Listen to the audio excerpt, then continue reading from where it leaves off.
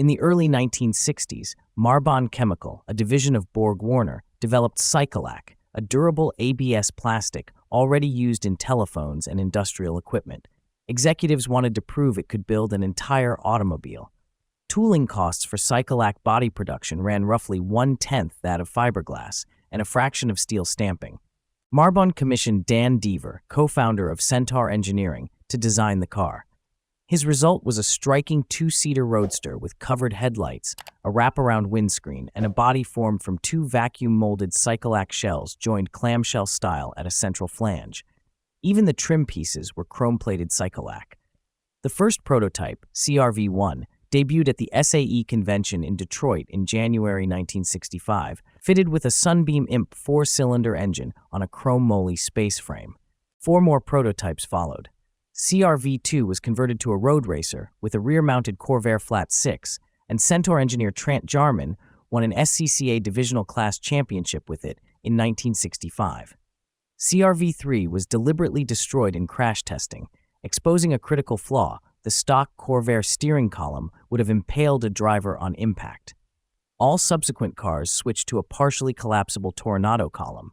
CRV-IV and CRV-V were gull-wing coupes with conventional lower doors and lift-up window panels, built in early 1966, then sent overseas to promote Cycolac and never confirmed returned. Marbon had no intention of manufacturing cars and sought a production partner, finding one in AMT Corporation of Troy, Michigan. AMT hired California customizer Gene Winfield to head their new Phoenix division. Under Winfield, the car was renamed the Piranha, 89-inch wheelbase, 1,400 pounds, just 41 inches tall, with 140 horsepower or 180 horsepower turbocharged Corvair engine options, fabricated tubular A-arm suspension, and Girling disc brakes at all 4 corners. AMT planned to sell 50 Piranhas per year at $5,000. 3 special versions were built for publicity: a funny car dragster powered by a 1,400 horsepower Chrysler Hemi running the quarter mile in 8.88 seconds at 182.64 miles per hour, a sports racer driven by Dick Carbajal in Sports Car Club of America competition, and the Man from UNCLE car, loaded with spy gadgetry and featured in the NBC series. The UNCLE car proved awkward. Gull-wing doors made fast exits nearly impossible and appeared in only a few episodes. The street program collapsed under multiple pressures. Each car cost well over $5,000 to build by hand. GM refused to supply standalone Corvair drivetrains and announced the model's cancellation, and the first federal motor vehicle safety standards took effect in 1967, precisely when public sales were planned. Only around 4 street Piranhas were completed before AMT shut the Phoenix operation in 1969, returning all unsold cars and parts to Marbon. Marbon removed AMT badges, added CRV logos, and distributed cars to company facilities.